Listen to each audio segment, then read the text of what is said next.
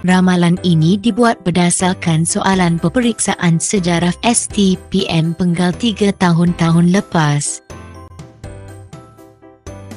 Ramalan ini mencakupi soalan-soalan yang masih belum ditanya dalam peperiksaan STPM tahun-tahun lepas. Soalan tahun lepas, STPM 2013, jelaskan peranan Raja-Raja Melayu sebelum tahun 1874. STPM 2016, sebelum campur tangan British, masyarakat Melayu telah mempunyai sistem pentadbiran yang sistematik dan teratur. Huraikan hierarki pentadbiran dan tugas-tugas yang berkaitan dengannya.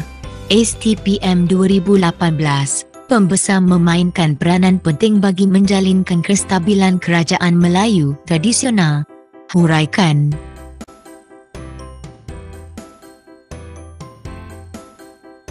Soalan 1. Jelaskan konsep dan hierarki pembesar pada abad ke-19. Pengenalan.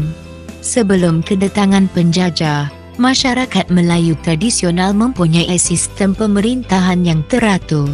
Asas kepada sesebuah kerajaan itu ialah raja, dan raja itu menjadi tonggak kepada sesebuah kerajaan Melayu.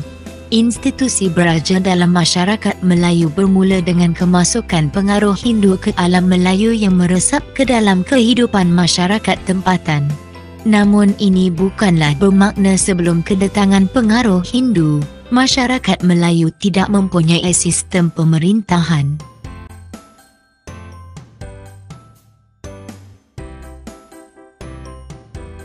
Dari segi konsep, pembesar merupakan golongan yang menduduki lapisan selepas raja dalam hierarki masyarakat, membantu sultan dalam melaksanakan pentadbiran di peringkat tertentu. Pembesar di institusi pemerintahan peringkat daerah ialah pembesar daerah. Pembesar daerah dibahagikan kepada beberapa lapisan yang mencerminkan kedudukan, keistimewaan, dan kuasa mereka dalam sistem politik dan masyarakat. Pembesar dilantik terus oleh sultan melalui pemberian surat tauliah. Sistem pembesar di Gubal berasaskan sistem pembesar 4 lipatan. Sistem ini didahului oleh 4 orang pembesar yang utama, iaitu bendahara, penghulu bendahari, temenggung, laksamana.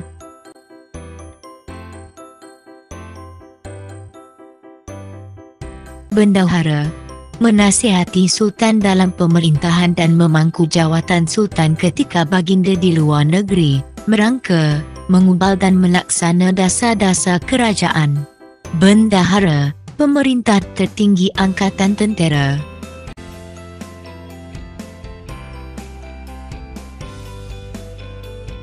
Temenggung, menguatkuasakan undang-undang dan peraturan negeri terutamanya tentang keamanan dan keselamatan negeri dan rakyat.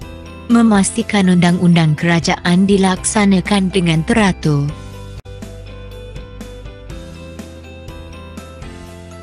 Laksamana, menguatkuasakan undang-undang dan peraturan negeri terutamanya tentang keamanan dan keselamatan negeri dan rakyat di kawasan laut dan perairan negara.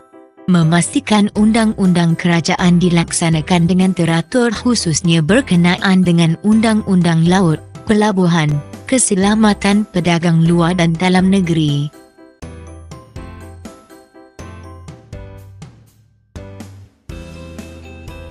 Penghulu Bendahari.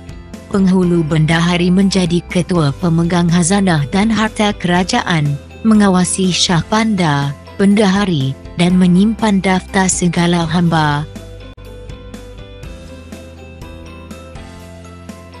Pembesar-pembesar yang lain. Pembesar 4 dibantu oleh pembesar 8 yang lebih rendah tarafnya. Pembesar ber-8 dibantu oleh pembesar 16 dan pembesar 32.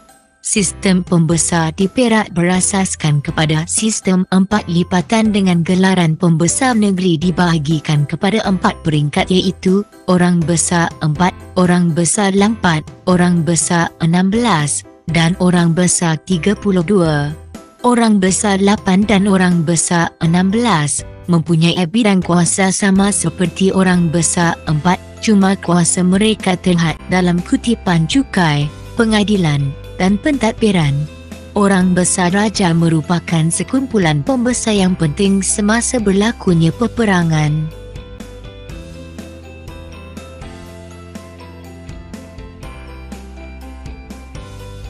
Di Selangor, jawatan pembesar ialah Tok Penggawa Permatang, Tok Kelang, Dato' Naga, dan Dato' Menteri.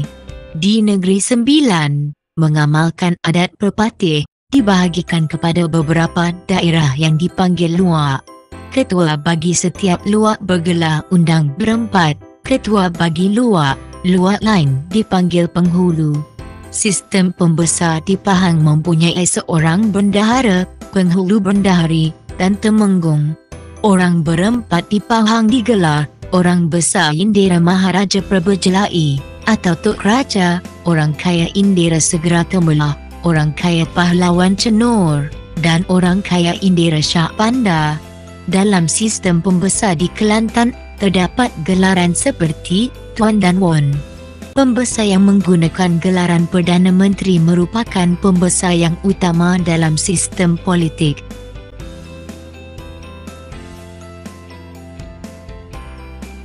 Kesimpulan, sistem pemerintahan sesebuah negeri dibahagikan kepada 3 unit politik.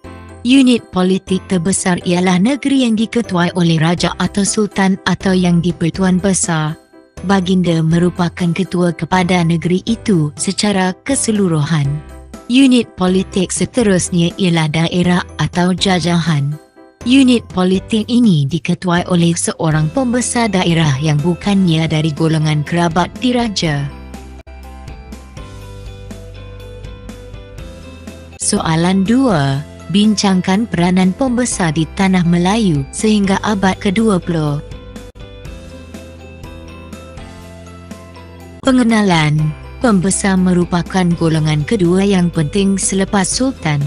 Merupakan sekumpulan pegawai yang membantu sultan atau raja menjalankan pentadbiran di peringkat negeri dan daerah. Sistem pembesar yang diamalkan di negeri-negeri Melayu berasaskan sistem pembesar 4 lipatan yang diwarisi daripada Kesultanan Melayu Melaka. Diamalkan di negeri Melayu seperti Pahang, Perak, Selangor dan Johor.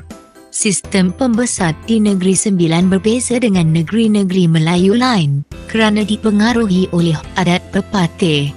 Pembesar merupakan orang kedua penting selepas sultan. Penasihat utama sultan. Mereka adalah orang yang sangat taat dan menjadi orang kepercayaan sultan.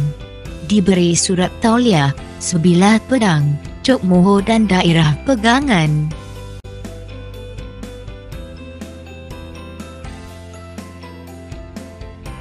Peranan pembesar sebelum campur tangan British. Sebagai pemangku sultan ketika sultan keluar negeri.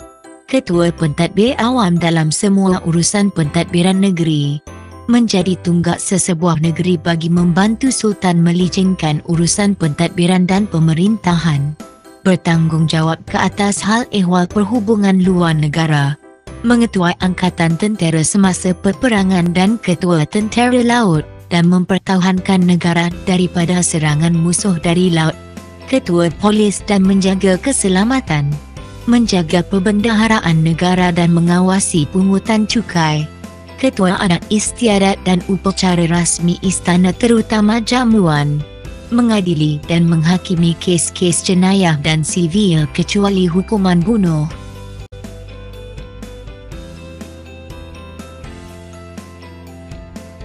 Peranan pembesar selepas campur tangan British.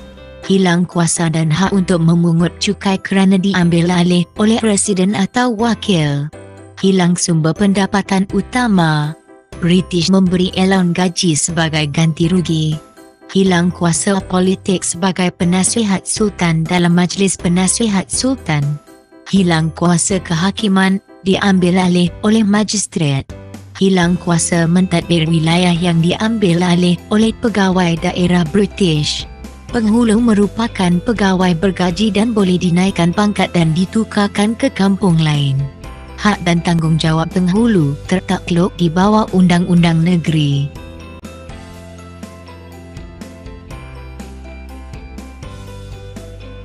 Kesimpulannya, berlaku penentangan kerana pembesar tidak puas hati seperti penentangan Dato' Maharaja Lila di Perak, Dato' Bahaman di Pahang, Tok Janggut di Kelantan dan lain-lain.